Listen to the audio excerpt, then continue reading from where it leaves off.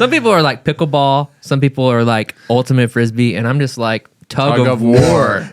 You know, you got like mud pits on either side, so like the losers eat mud. No, the mud pit's is in the middle. Yeah, so you fall in the either side. Like what? That'd be like the winner would fall in the mud pit. That's a good point, man. Have you ever seen like a regulation court for tug of war? I haven't. I'm sure you have though. Oh yeah.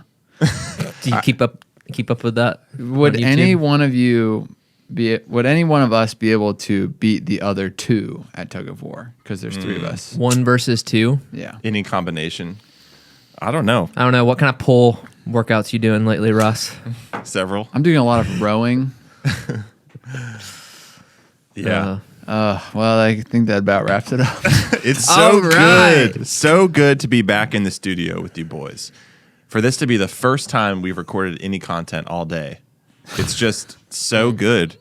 We're kind of rusty at this podcast game. We recorded a little bit of radio before we are saying this now, and we realized that we weren't even recording. Oh, And it was good stuff. It was good stuff. mostly tug of war related. Maybe it'll be a B cut. Yeah. Because we had audio, but no live video. So. Yeah. I'm so glad that we don't have to do multiple.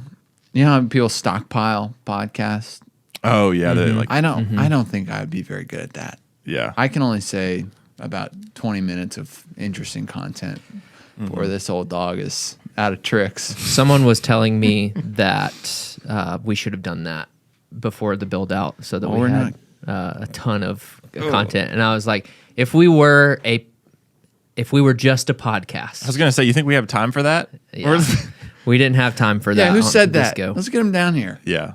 You do not want to We fight need this guy. to. We need to have them on the show so we can. Just kidding. Yeah. So I think, I don't know. On that note, I would love to hear from the listeners. What format do you prefer podcast? Do you prefer 20 minutes, an hour, 2 hours?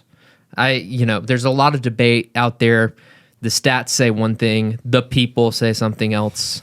Wow. So I'm interested to hear as we're entering into season 2 of the coffee. Of sometimes emphasis on the sometimes lately. Am I right? That's that whole like gang unison thing is something that happens on Pat McAfee all the time. Are you familiar with that? I know you're not a fan. No, but I know I'm not. You've watched. I've and you've watched. Heard it. We're like, this guy is a total dog, and they all Yeah. like say it at the same time. Ooh, Yeah. Just because they know they're going to say dog? yeah. Wow. They're that in sync, and like they also do it with jocked. Like this dude is jocked. That's a little much for me. I'm not gonna lie. It's much for sure. But hey, it's a culture, you know. Oh, it's a I'm not culture. gonna pretend to sit here and understand that. I'm gonna start wearing a tank top and standing up during this podcast. Yeah. We also doesn't he use a different mic too? He's got one of those Sennheiser long boys. That happens. I've noticed with some hosts of shows. Like I listen to this other tech podcast where like the main guy has like $1,000 mic, and then the other two guys are using SM7Bs. It's that alpha energy, man. Yeah, Dude, what are you guys gonna do next week when I come in? I've got like a completely different like stainless steel Dang. mic. those who humble themselves will be exalted. Those who exalt themselves will be humbled. Yeah. So that's why we Did you use just come up with that? SM7Bs. Yeah. Yeah. Okay. Well, guys, I want to hear from you. You know, I'm supposed to say that part. how you're doing, and I don't just mean like, hey, how are you? I mean like, how are you really doing? Does that make sense? How are you? How are you? Does that make sense? You follow? Because you know, I don't know if you know this, but we haven't recorded a show in a long time. Some are saying 2 months.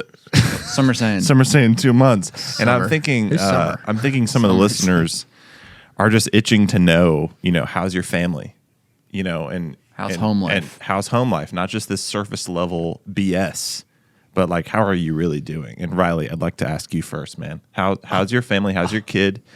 How have you been doing in the wake of all of this change, man? Well, it's been awesome. I'll say that. Yeah. I think the past couple of months have been some memories I'll hold on to forever. not only at work but at home as well. Dang. So, obviously, spent a good chunk of my life down in Dunwoody there for a hot minute. D Wood. Hello, Just pulling Funwoody. some. It wasn't that bad this time. Would you guys agree? No. Very, very mild and reasonable. Yeah. So Alpharetta was more of like a we are all sick and exhausted vibe. Do you remember? Have you guys seen the picture Yeah. lately of when we got all of our permits and licenses in Alfred and we're standing outside and we're all like, Skeletons. I think I was probably at like 175 pounds right there. Wow. 6'8", 175. yeah, because I It's think not I was good. probably at 175 pounds, 6 foot. I was probably at 235 pounds. No, that was some of my lighter days because we would all work all day and not eat anything. Besides some oatmeal that we would sell Yeah. at the pop-up. And Taos Bakes. And you would dip the Taos Baked granola bar into the oatmeal and then scoop it all into your mouth. Do what you can, man. Carbo load, baby. Pure carb. Yeah. But this one, it was like, what, down at the end there were definitely some 8 o'clock nights, and there was one 9 o'clock night. But most a few, of the bro. time, We just had the luxury of getting started 6, 7 o'clock a.m. I mean, with that, some other things were put on the back burner. This podcast, Oops. we posted on Paying Instagram employees. like one time in 2 months, and it definitely wasn't like a thriving season for the other parts of our company. But It's a long game. it was all worth it because we're open now. But yeah, so that part of it was great. I mean, like I said, some times down there doing the build out, made some fun memories. Which we'll get into later. Yeah. Hold on, guys. This Yeah. is about Riley.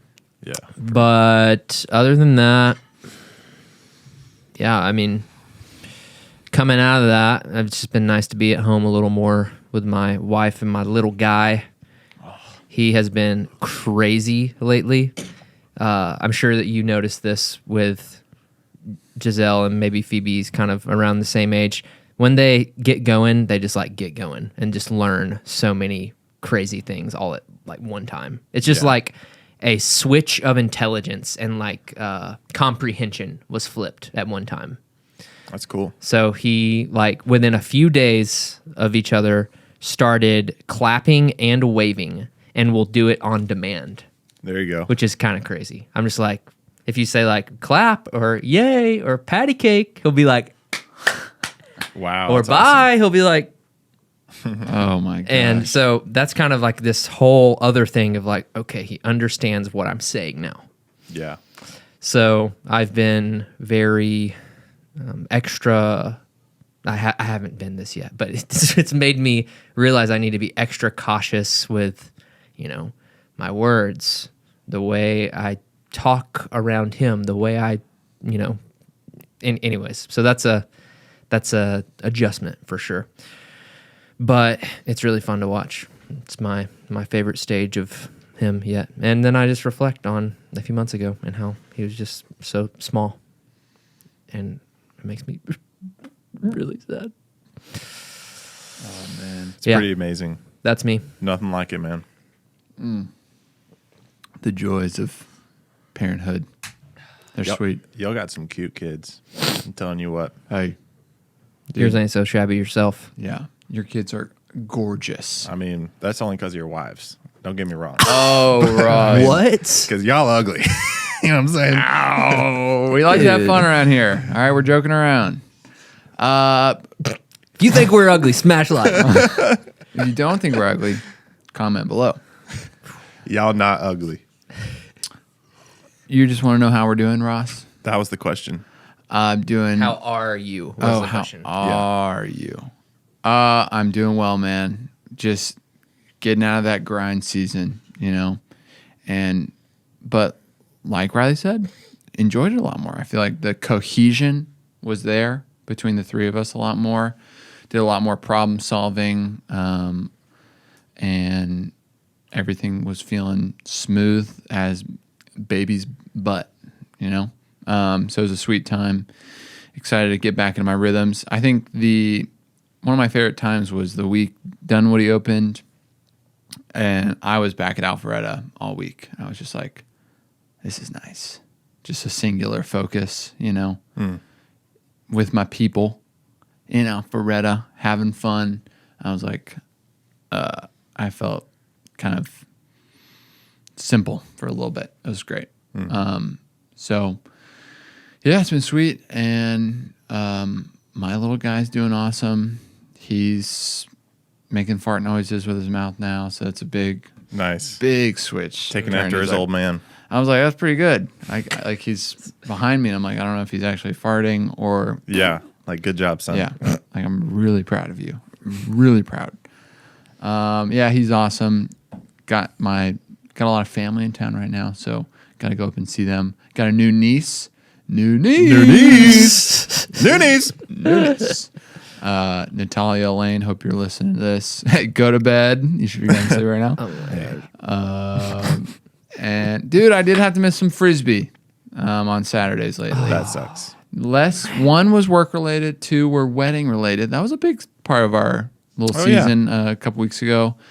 The Lillaby, who you guys all know from the podcast, she got married to Zion. And can that be one of our things we all say? Like anytime we say Zion, it's like Zion. All right now. Oh God. And it was awesome.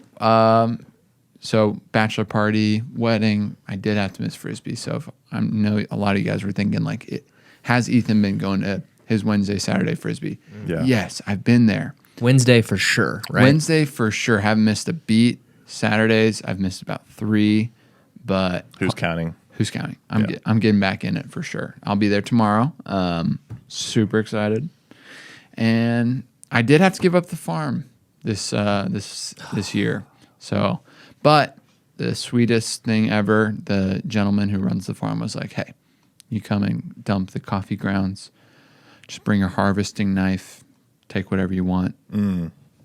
To make sure to bring your harvesting knife. I said, that's all he said. He didn't say anything I else. said, bring your harvesting And he knife. gave you a little wink. I said, Floyd, you got it, man. Cheers to you. Floyd. So, yeah, excited to keep getting some farm fresh veggies, especially our little guys getting closer to eating some food. So Yeah. nice to give them Gotta keep it farm fresh, Gotta baby. keep it farm fresh. That's it. It's been a sweet season. It's been a lot, but super grateful for it. Grateful to be in it with you guys. Oh yeah. Ross? Yeah. We were reflecting on the build out once we were open, and we're talking about how we did so much more with so much less effort than last time. And Maybe same effort, right? effort in terms of like just hours and sweat. Like we just did more with less sweat.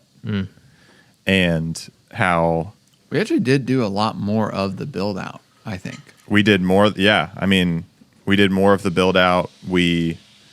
Sorry, we're in a warehouse if you hear that. Oops. And that was just so cool. It's just progress, like, I think more and more we're just getting out of this mentality that like things have to be hard in order for them to be genuine and organic and real. Yeah. And I was always so afraid that, and I'll actually talk about how I'm doing in a second, but I was afraid that like our second location would just feel like a corporate chain, because we are a chain now. I don't even know fully what chain means, but I assume it means you have more than one location. There are 2 links. So 2 links in the chain. But it doesn't. Like, it's at the end of the day, it's all about the people that are there that make it what it is. And I think just the team that we hired is incredible. And I think just seeing them blossom and become more comfortable in their roles has been honestly one of the coolest things that I've got to do in my career so far. And that's been a huge blessing for me. And as far as my family, we're doing great. Giselle, Phoebe, Rachel, they're doing awesome. Super fun for me to be around. Can Phoebe clap? No, she can't clap. Ooh. She Don't does. put him on the spot like that. She. What was the other thing you said? Wave. Wave. She does wave. She can also growl, and Jude doesn't have the growl down. That's usually when she's trying to poop, though. Ah, I see. So Growls. I just heard her be like, she, yeah. She'll do that even without the fecal side of it. But yeah, they're doing great. We got to go to the beach. fecal side, dude. Dude, where'd you go? I think we talked about that on this side of the. No, we did not. Okay. Not. Well, yeah, we get to go on a little beach trip. We got to compound a gig with a family outing, which was always usually good, but this time it was good. I just had to pop out for, from like 4 o'clock to midnight, to do a job, and that was easy. It was cool. The wedding was beautiful. It was on Sea Island. You guys ever heard of Sea Island? Never. No. No, you haven't. Maybe one time, like. Are there But you know what? sweaters? I feel like Oh, I yeah. may have seen a Sea Island sweater. Dude, so Sea Island, it's a really swanky joint. It's like How close is it to Savannah?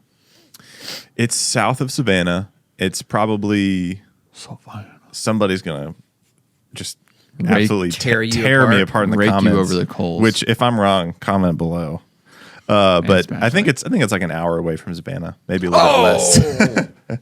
But yeah, St. Simon's and Sea Island are right next to each other. So we stayed in St. Simon's because we definitely couldn't afford Sea Island. So Hello. if you just look at the satellite image of Sea Island, it's all just like mansions with pools with like Tuscan roofs. So it's like ultimate goals, right? Yeah. Right, boys? I mean, that's why we're in the Just coffee gotta industry. open a few more coffee Mansion shops. on the Atlantic. Yeah, like third home vibes. Yeah. Yeah. So, yeah, that was cool. My 3-year-old Giselle decided to eat a Tide Pod. Again. That was the first time. And so she got really freaked out by that, and we called poison control. It was chill. It was like, of course, like I was going to leave for the gig at 3 p.m. and she ate it at like 2. So like right before I was leaving. And Rachel was already feeling kind of uneasy about, 2 kids alone in a new place without a car. So, of course that happened, but a little traumatizing for her because we had to like against her will spray water in her mouth. And she hated that. But it turns out she actually likes that. I think she's still kind of against it. Okay. But anyways, we're doing great. Really sweet season. How's the Highlander, though? I was just saying this morning how much I like that car. It's so solid. You deserve it. You really had Wow. some car woes. Yeah. And so because something was bad, you deserve something good now. Wow. So I'm glad you have a good car. Thank you for saying that. That means so much That's how the world works. Suckers. because the world is fair. Yeah. So, but it's the Highlander's been awesome. Thanks for asking. The Prius also awesome. I tell the story as testimony a lot about your big seat. Yeah. It's pretty sick. What? And His big seat. you know how the seat in my Prius, like I came to look at the car and he was like, yeah, there's just only one weird thing about this car. Like somebody before you, I guess, was really tall and he like put extender rails on the seat. Cause that was my one qualm. Well, I did not know that. my one qualm with the Prius was that I like all the way back, my knee still touches the dash. So, and I was like, this is awesome. Some aftermarket stuff. Yeah. So anyways, that's how I'm doing. Come on. Doing great. Feeling thankful. Ready to just keep trucking on Dunwoody, man. Yeah. And this podcast. Oh, season 2. Season We have 2 so much comes plans. to you every week. Piping hot. A piping hot episode. Hey, I'm excited too. How about that? We're doing this during Expo, huh? Think we're gonna low listeners this week because everyone's at Expo. Yeah. Yeah, I think people are like, oh, I got to leave dinner early. I got to catch the Coffee Sometimes podcast before I go to bed. Yeah. I wonder how much this podcast is going to affect the attendance of Expo. Oh my gosh! If you're at Expo, Smash like and comment below. I mean, I assume a lot of the folk listening just want to hear about our new location. Yeah, You know, and sure. I'm sure we do have a lot of thoughts to send out, and we all kind of come from it from a different angle. Does that make sense? Wow. I feel like we should start though with like the Jalen Hurts contract extension. That's a good point. That's a good point. People How, probably and want- like, how does that affect the Lamar Jackson discussion? Right. And I mean, people aren't really talking about like, but Burrow and Herbert are waiting for extensions too. So Yeah. highest like played trouble. highest played player in NFL history. All right. History, dude. Jalen? Yeah. He's a dog, man. Well, He's a dog. I think He's jocked. I just heard the meters peak when you guys did that. Oh boy. No, it's. No, I'm it's- just kidding. I'm kidding. He deserves it. Anyways, what is one thing, guys, that you didn't expect about Dunwoody, and what is something that you did expect that is like totally just exactly as you thought it would be? As it was. Dude, this kind of answers your question, kind of doesn't, but I will just say I had the biggest like feeling I had this whole experience of building it out and opening Dunwoody with you guys was when we took off the Yeah, window covers. window covers, big moment. We were getting ready for our family and friends night. Friends and family night, sorry. Thank you. Family and Friends is a band, right? Good band. Check Good them out. band. They're on the rise. Really? Yeah, I rock on. I think they've played a couple shows now. Awesome. What? They've been around for forever. Yeah, well, I think they took a big break, Oh, okay. and then they played their first kind of like reunion show. I'm sorry. So Forgive me. that was cool. Let's just take a moment to like feel that. I'm gonna need to All right. Decompress. Friends and family night. Yes. And like we probably covered the windows a couple months before. And during that couple months period is when it really went from like construction site where it was just concrete and walls to like Valor, Dunwoody. And we had like set up all the lights and it felt great. It was super well lit with all of the lights. Shout out to Andrew Nair lights and Nair. Nair. Yeah. We can edit that out in post. Andrew Nair. And Riley for putting together the lighting scheme. Of course. And Riley's dad for making some mounting stuff for us. It was awesome. Accessories. Anyway, so it was like, it looked great in there already with the windows covered. And we were getting ready for the night. We're like, all right, just one thing we have to do is, take off the covers. And Has a lot of windows in the space it's too. got a lot, yeah, big industrial windows. And man, when the light poured into that space, I was uncomfortable with how different it felt in there. Like I was like, I'm on an alien planet I right ain't seen now. nothing like this before. I ain't seen nothing like this before.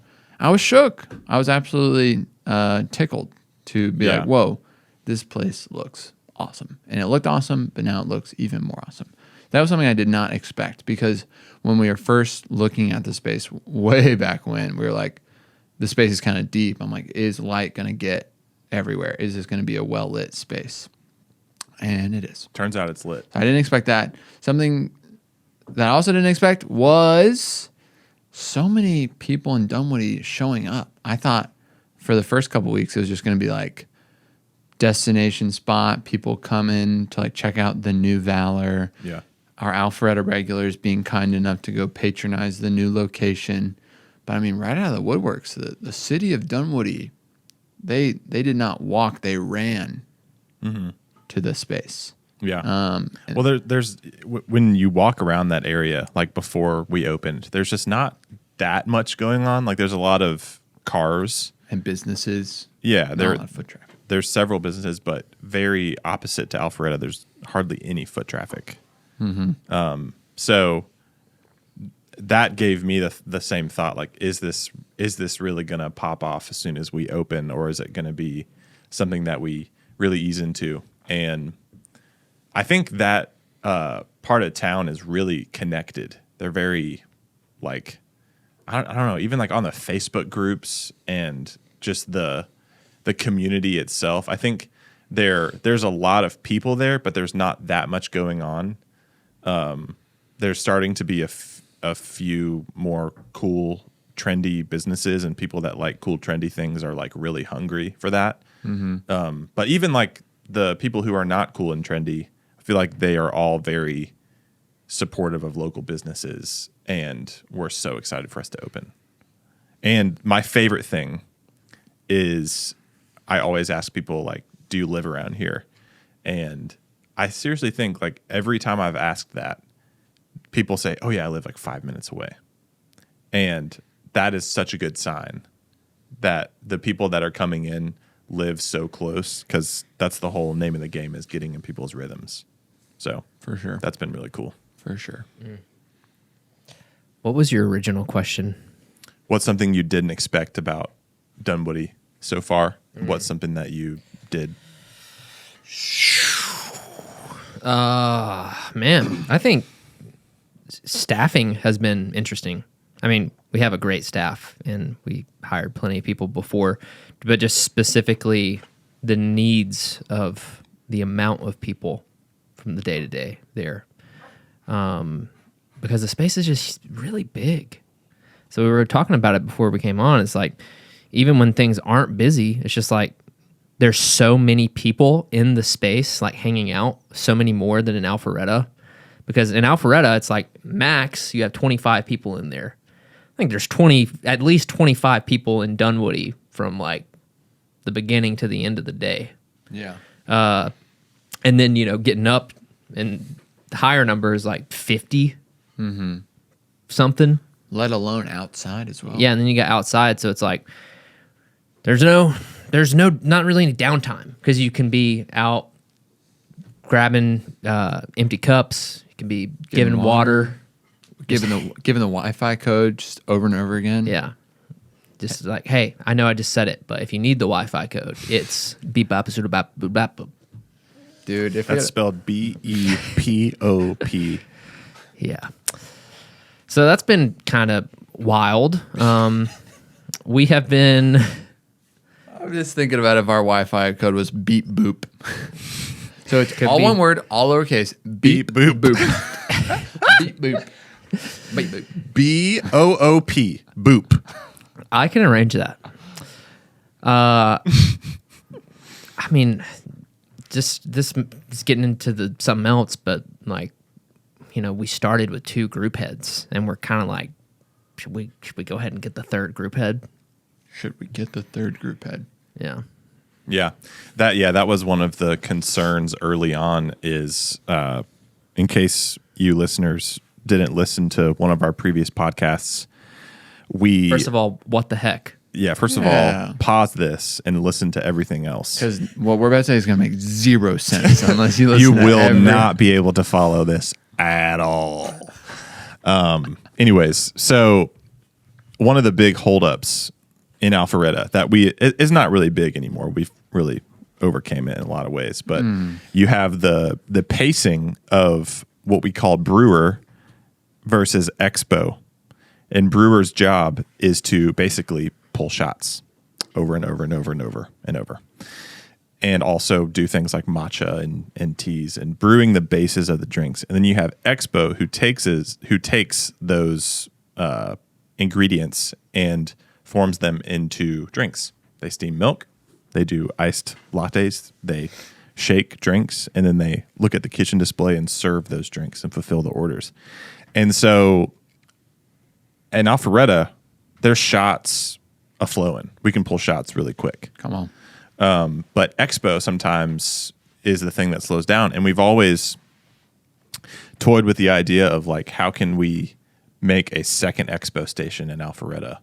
But we have a traditional espresso machine in Alpharetta where you have from left to right steam wand, first group head, second group head, third group head, steam wand. And so in Dunwoody, we sort of deconstructed that model and started asking the right questions. It took a modular approach. Yes. So from left to right, it's group head, steam wand, steam wand. So you have 2 expo stations, which in theory can double your output, because expo is always the thing that kind of is the last step in the process and can often be the most time consuming part of the process. So yeah, we're thinking about like adding a 3rd group head and how much more, or a 4th group head. Yeah, how much more that would, make group head. brewer go. I will say in my tenure this weekend, brewer, no problem. Yeah, which has been cool. Yeah, I think early on we just thought the brewer wouldn't be able to keep up. But what we're doing, so we doubled expo. It'd be interesting to see probably what this guy's thinking right now. What happens when you double concierge? Yep. You got double expo. Can one brewer with 2 group heads keep up? So far, yes. I think let's see. If they're fast enough, yes. That's my concern. If you had 2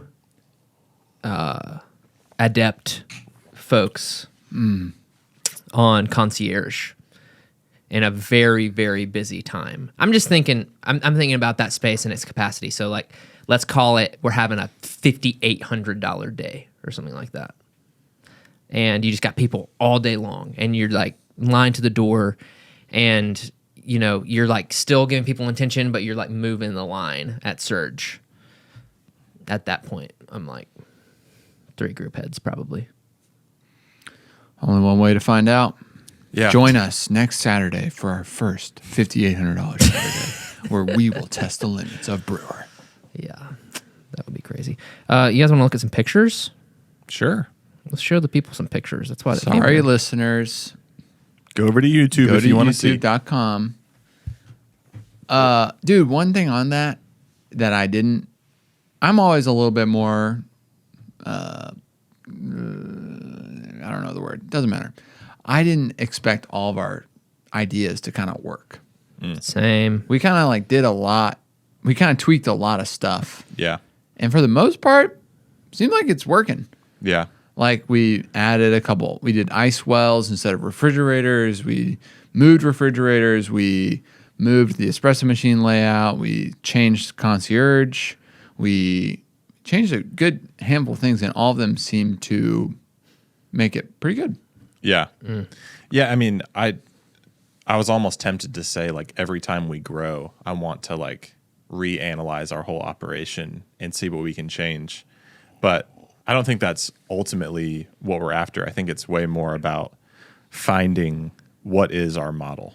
What's our model that we want to replicate? Because we're not trying to become the next Starbucks, but we are trying to open a few more locations. And so there's just been all of these things about Alpharetta that we wish we could change, but we can't. And so in Dunwoody, we were able to take all the things that were working in Alpharetta and just reuse those in Dunwoody. Don't change them. But all the things that we always wish we could change about Alpharetta, we were able to just change and make them the new way of doing things in Dunwoody. Yeah.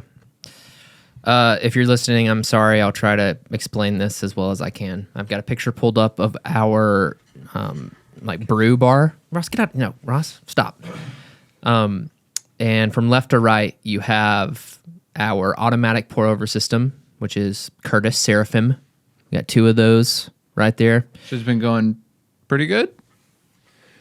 I have a few honest points of feedback, but overall pretty good. We'll get 6 to that, out of 10. right? We have all these like pre-dosed coffees. I don't remember where that is from, but it came with like a ridiculous funnel system that is hilarious. I thought it was kind of lame, but after using it, it is awesome. So goodbye, Big T. Okay. Goodbye. Sorry. And then you have our EK, That's a grinder. And then that takes us to, and then under counter is the Seraphim under counter component. And then the Curtis brewer, like drip brewer, is under there. Then, so yeah. One really quick shout out that a product that I really love is that portafilter ring. Is that what it's called? Yeah, from like Barista Hustle. Yeah. Yes. So anybody out there that's looking to do EK shots and you're having a hard time, pouring the grounds of coffee into the portafilter, this ring product is amazing. It has magnets. They're the perfect strength. And you would think that the coffee still spills out because it's not like this big funnel, but it never does. Yeah, we got to get one of those for Alpharetta. It's way better than that other one. Yeah. Did you use it at all? No comment. I do like the one in Alpharetta better. I spilled coffee like everywhere. Like it made it to the bathrooms. User error. Hey, I'm rusty. All right, so That's my uncle. Seraphim's, EK, and then you have our expo stations, which basically means in front of you, under the counter, you have the ice well, which contains all of our milks, and then like in a separate compartment between the milks are on each side, like a station of each milk. In the middle, you have ice for ice beverages. And then in front of you on the counter, you have a steam wand for each station. So steam wand, ice well underneath. And yeah, how you guys been feeling about that? You guys done a good bit of expo? Every day I've been there, I've done a good bit of expo. It's good. It's like a little crowded. I want to figure out the perfect. It's so minute, but I just want to figure out the perfect layout of everything so I can grab what I need. Yeah. Like I'd be going, then I'd realize I had like half and half in chai in the most accessible positions, and I'm like, what In the am I ice doing? well? Yeah. Yeah. So, and then like you got to grab the skim gallon behind the whole gallon. You're like, but all in all, awesome. Biggest win in the whole space, the ice machine. Oh, gosh. We got a big Hoshizaki. Shoo-wee mama. It's got a lot of ice. Bring it. Hey, all I'm going to say is this summer, guys, Bring it. Try to find the bottom of that thing. Does Yeah. it inspire you at all to? I just noticed that in this picture there is a spent filter in the origami on the Seraphim. Oh, freaking Oh, crap. goodness gracious. Those are hard to get out. Yeah, Yeah. we gotta adjust them down. Yeah. We should remember this, but I actually think we should size down the origamis. What? Yes. What? We don't have smaller ones. Just kidding. We have a ton of them. Oh, one thing too is that there's a milk pitcher rinser in between the two expo stations. Yes, there is. That's a key part. Would Yes, you there do that? is. Would you do the same? Or would you have two milk pitcher rinsers if you could do it again? That part's been great. I mean, I love everything about Expo. The only thing is we just didn't. So this is a hard line to walk, and I kind of understand why we did it this way, even though we didn't really talk about it. The biggest problem so far is that there isn't very much counter space to make drinks. So you're rarely ever, if you're a good expo, you're never just making one drink at a time. You know, it's always like, even if you have separate orders, you're working on like a hot latte, an iced Americano, whatever. And you want to be able to line all those cups up and have a station. So especially on the left expo, there's hardly any room at all. Yeah, you can make like two drinks at a time. Yeah, which is still net positive. It's helpful. But If we could find a place for some of the stuff on the counter, it'd that's what probably I'm help. saying is I think we need to go vertical with this crap. Like in terms of like a rack or something that can hold a lot of these little things that are incredibly necessary to the whole process. Glass straws, Yeah. Because plastic straws. Sorry, not plastic. Agave straws. straws. they're just there's not much room there. And even with the small amount of room we have, it's still good. It's still manageable, but it could just be even better. A cool flex would have been if we just like didn't use the included mod bar drip trays, and we would have gotten like a custom long drip tray with two separate rinsers on it. And custom job. Yeah. That'd be cool. That would have been cool. I mean, I think we didn't end up doing that because we wanted to do it in the middle so we could rest all the pitchers there, maybe. The thought crossed my mind. Yeah. Like, I was thinking about it. Yeah, you got to have that drain. We area, did. though. We did have to deal with the drawback of the mod bar having a severe lack of like storage and accessibility. Oh yeah. That's probably the one thing that we're probably learning as well. Is like when I'm expo and I need cups for here, I'm always like, Gosh. where yeah. do I go? That part is definitely not Like, ideal. what am I doing? Yeah. I usually just tap out, close it down. Just kind of break down. For sure. But we're learning. We'll figure something out. So after those expo stations, you then have the brewer station, which is 2 espresso taps, group heads.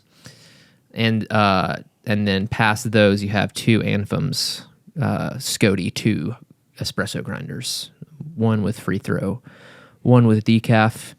We pull all the single origin shots that we do on the EK. Espresso has been so strong. Not actually. Really? Like 1-to-1? a good strength. No, but it's been very, very consistent. Yeah. I make a point. Like when I'm on Brewer, obviously I watch every shot, but I try to look at every single shot that anyone makes. And they are just crazy consistent. Yeah. And it's just a testament to, like in the past when we've had the E80 Supreme and a Keys Van der Westen Spirit, which is like so luxury on every level. We've had inconsistent shots in the past. All you people that go to Alpharetta, not anymore. It's all fixed. It is a lot better because I do have to do little maintenance on our grinder weekly.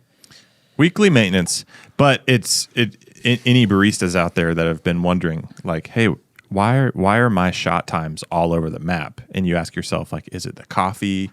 Is it you make up some BS thing? Like, is it the humidity? Which I actually do think is a factor, but like, I feel like that's the first thing everybody always says is like, oh, it must be the humidity. And I'm like, just this experience has made me realize that a lot of it really is your equipment. Like it's your grinders, your burrs heating up and cooling down when they're not supposed to, because they're supposed to be air temperature controlled, but I just feel like that none of that ever really works. Yeah. And then even the espresso machine, like just I don't know the ins and outs of this, but the espresso machine has just been so consistent. And you think that like it's an espresso machine, it's simple. All you're doing is just pushing hot water. And you're right. At a regulated pace through coffee. I think there's a few things in there. 1, newer equipment. Sure. For sure. And then 2, just like and with that, like newer technology. Like the fact that every single shot that comes out of that espresso machine is the exact same weight. Yeah. Is really awesome because, you can have volumetrics and the volumetrics on the keys are good. But they're like plus or minus 3-4 grams. Maybe. Yeah. But this is like plus or minus 0.3 or 0.4 grams, Yeah. It's like and dialed. Also on the steam wands, like one big reason we got the mod bar is when we used to roast coffee at Peach Coffee Roasters, they had a mod bar and they always made the best cappuccinos there. And the milk texture was always just like so much better than anything we could do on our equipment. Yeah. And on any of our equipment. Yeah. Like Keys, Strata, or GS3. Yeah. Even when I used to work on a GB5, like it just still couldn't touch that mod bar. And the first cappuccino I made on the mod bar, I was like, okay, yeah, the equipment really, really does. It has a huge factor in milk steaming quality. Because I know how to steam milk, guys. Okay, I really do. Been doing it a long time, and so I can try my darndest to steam perfect milk on our La Marzocco Strata. Which, to be fair, that thing probably needs some maintenance and some service. But Caleb. But yeah, that mod bar steam really, really does make a huge difference in milk quality. Mm-hmm.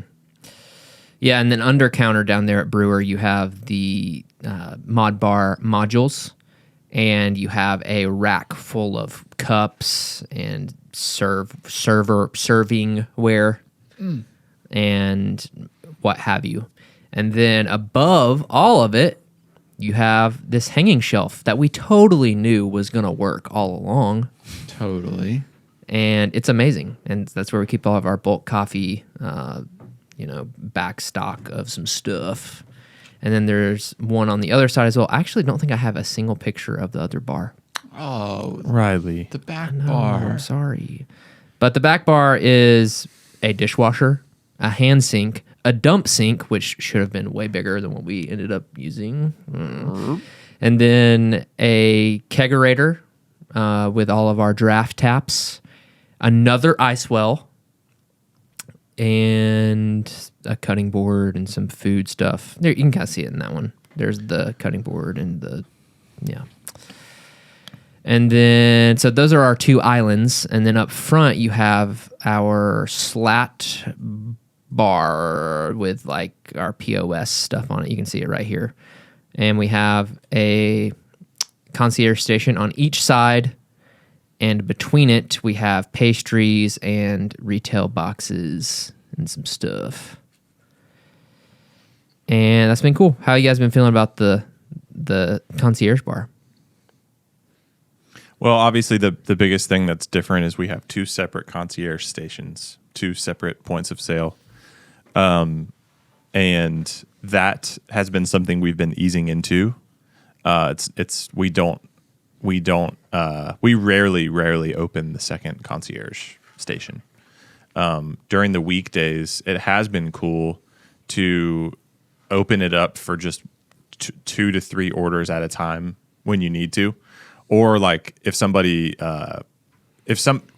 getting a piece of merch that they want to buy, and they walk up to the expo station and say, "I'd like to buy this," and they look over at the line that's like to the door, and they're like thinking, "I don't want to stay in that line."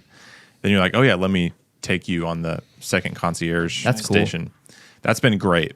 And there's also times where, just going back to the pacing conversation, there's times where the production side of things is really caught up. We maybe have one ticket on our kitchen display, but concierge is trying to go quickly, but they, for whatever reason, are being held up by a customer that is taking a long time, or there's a lot of questions. So many questions. So new.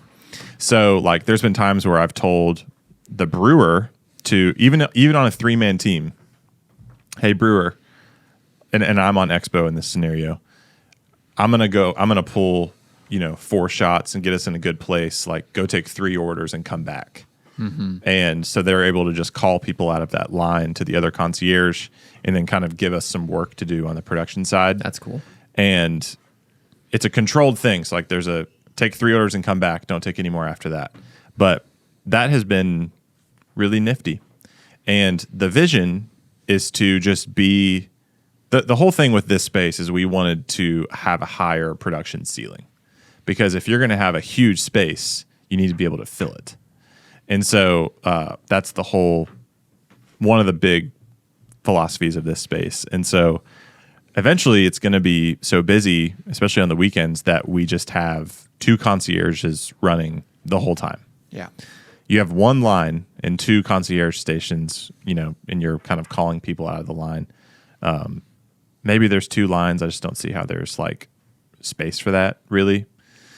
But the issue there is just, with where the team is at, we're really wanting to prioritize quality over speed at this point.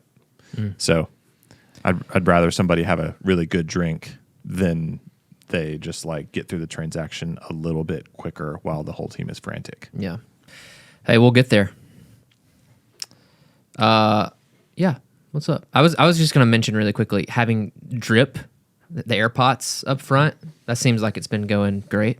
Yeah, I was just going to kind of go down what we decided to put up there. So we have our air pot station up there with cups so that concierge doesn't have to turn their back on guests, but can kind of grab things from there. Kind of see it in that picture in the background. I also like how we sell stuff in the fridge over there, and someone's like, "I'll have a kombucha." I'm like, "Great. Just go over there and grab it. Like, cool. Yeah. I don't know. It's been, I thought it was just cute.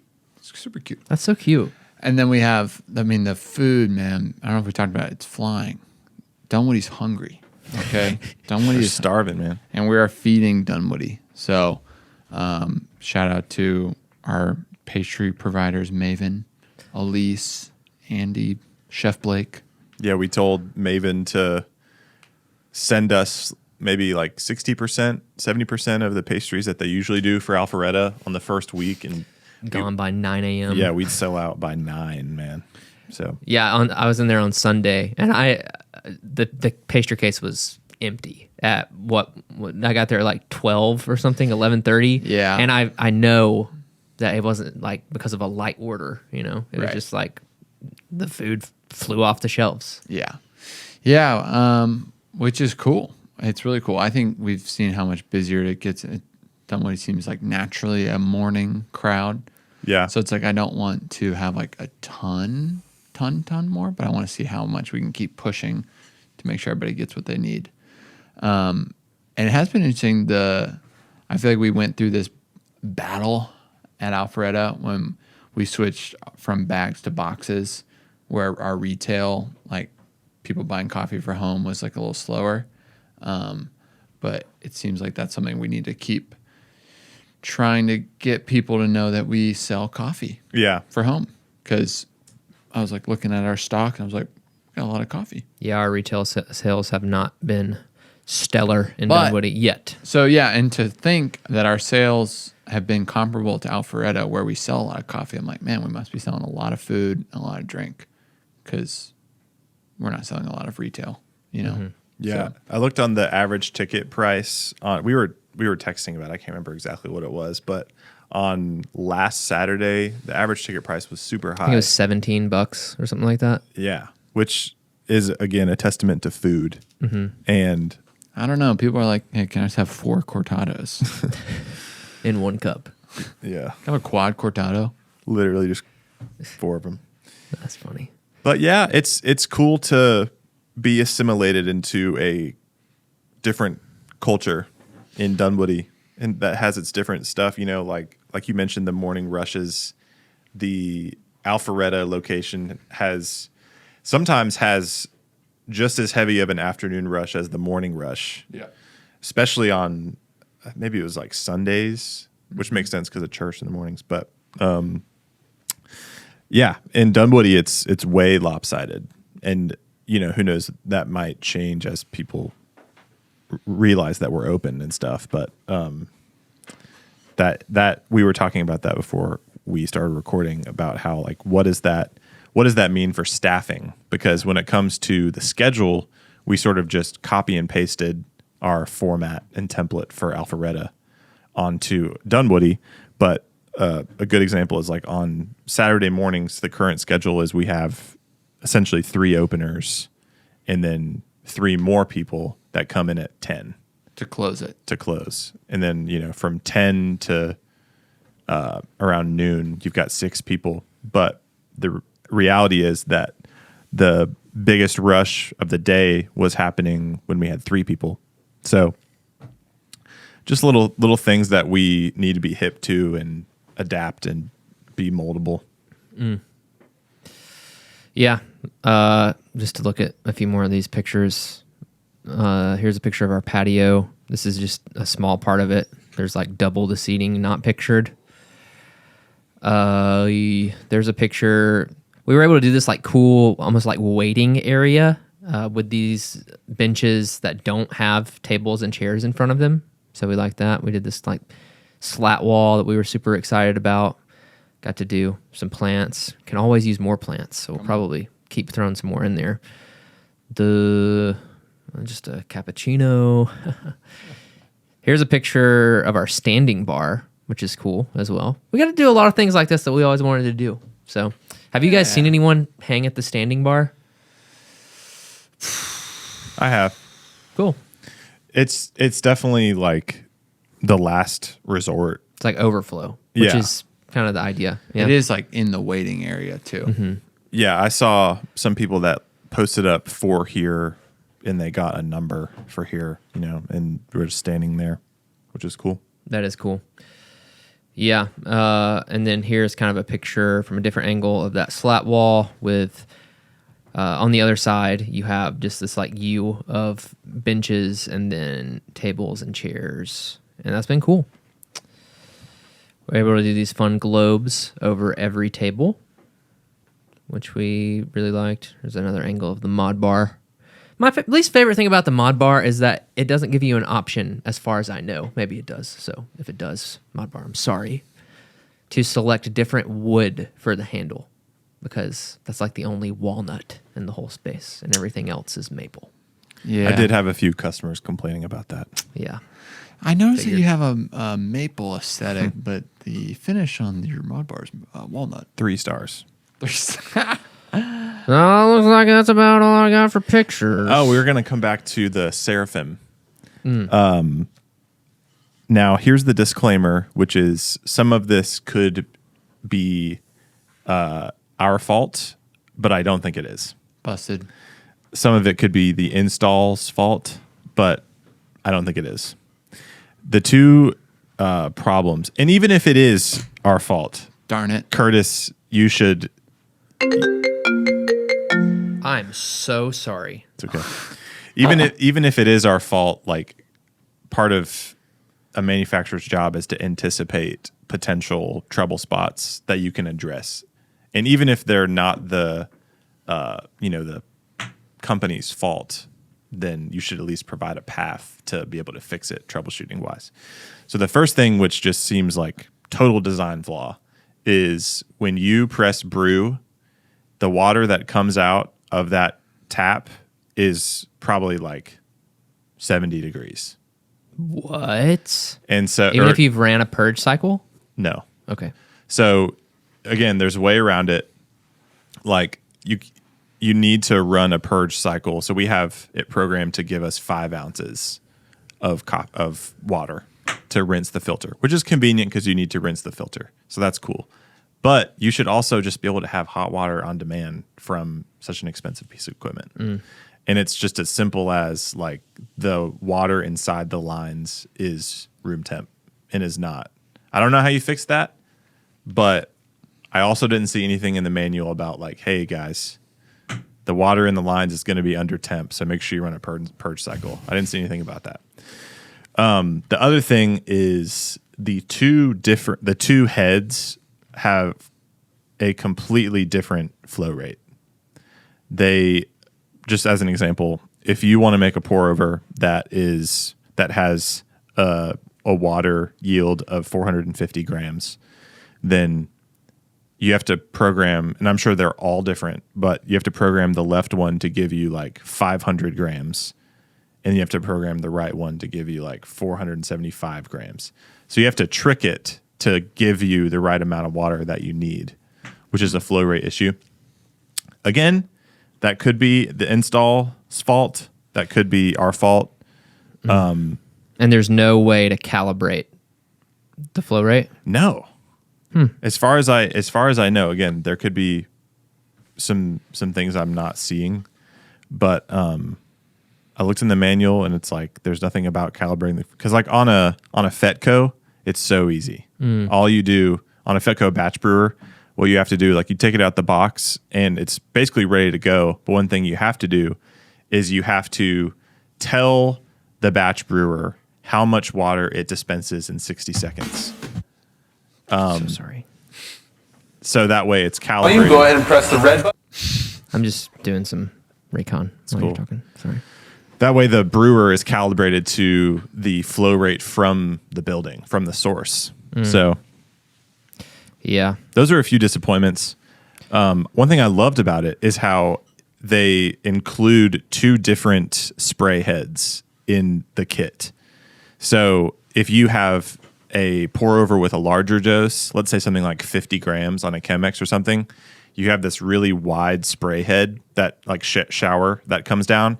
Whereas if you're rolling like us, which is like we have a 25 gram dose and you don't need this really wide spray head, the head we have in there has a much finer, smaller, more narrow shower, which I liked. I kind of forgot everything that you said when I worked this weekend.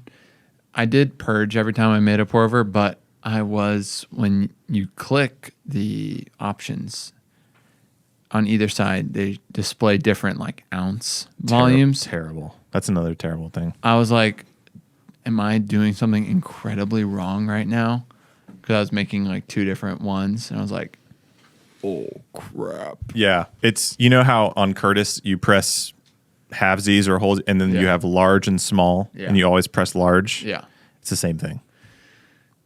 Yeah, because then it was like 18 ounces, 0 ounces, 15 ounces, 4 ounces. And I was like, what the Just heck? think of those as like large and small. Quickly, I'm seeing this in the settings. Under brew settings, does it have flow calibration as an option? That's the thing, is I didn't see that because Yeah. I've done that on the G4s before. Mm-hmm. That's what I figured. This is for the Seraphim, so maybe Yeah, maybe I need to take look this at with it a grain of salt. We'll check it out this week and report back next week. But yeah, I know you had a ton of trouble finding this because there's also one that's like by volume / time, pre / pulse, bypass, drip out. Right. So if we could find that flow calibration setting, that might change some things for us Yeah. and get us dialed. But like you said, I feel like, only one water source runs into the bottom unit. Yeah. Correct. So they should have those calibrated at least to match each other during shipment. It's kind of like shipping a phone with the battery charged, Yeah. People do that? Yeah, Apple. I actually heard this has been a book recently. Used to be that. Dude, you listened to it. You heard it in a book. I was confused for a second. How about that? I was like, what? How about it? All companies used to just like manufacture the product and get it out of their door and in the box as fast as possible. But Apple, I'm pretty sure with the iPod, it was like kind of I'm sure, okay, other people were doing it. I'm not saying they were first, but they were like, let's charge this so that when people get it and they're excited about it, they can take it out of the box and use it. So that's why we pre-brew the coffee when we send it to you. We run some water through it. So you just have to run a little bit more water through it and it's ready. Genius. Excuse me. What a nice review of the space, guys. Any closing comments? Come see us. Yeah. Good cup of tea. Hey, come to Alpharetta too. I'll be there. Oh, I'll say something. Oh. I have realized that, and it hasn't been, don't get me wrong, it has not been a lot of negative, but you get a way more negative feedback when you first open your doors. And it made me kind of recall back to Alpharetta. Yeah. And how it kind of, dwindled down because like you're opening your doors and you have so many different types of people coming to you. So you have to like, depending on, what it is, sometimes you just have to like ignore the static or whatever, but you're going to get a lot of people who aren't going to be your customers. Yeah. And you're getting all of those at the exact same time. So we have seen some like negative things. For sure. A lot of it's about how loud the space is. Which we still get in Alpharetta. We definitely get in Alpharetta, and I remember a lot of people saying that when we first opened in Alpharetta. Yeah. Because we've got concrete floors, tall metal ceilings, and loud music, and loud baristas. And so, I mean, probably one of the biggest things I've realized about Dunwoody is that we are able to host people comfortably. We're able to host our capacity comfortably. Whereas in Alpharetta, it can get hectic because of how small it is. But it's very busy, which is great. And if you were to like say, what's the capacity of Alpharetta? There's the technical number, but then there's like the reality, which is when does it start to feel uncomfortably crazy in here? And I think that just depends on who you are. Like some people come in and it's crazy and they're like, oh, this is great, high energy atmosphere. Whereas sometimes like I'm sitting in there trying to like talk to my wife or like I've got my kid in there and my kid's like overwhelmed by this atmosphere. And then you could say, okay, this place isn't really for kids. And it's like, yeah, fair enough. But I just think in Dunwoody, like, and in future cafes, I think what I'm saying is this could be a point for like some sound dampening, like, because even if it is, there are a lot of people in there. If it's just a bit more, it's like less echoey and just kind of abrasively loud, then that automatically is just a better experience for the people that are working, and then definitely for the guests too. But I love how spacious the Dunwoody space is because of how many people were able to fit in there and like host them comfortably and them feel comfortable.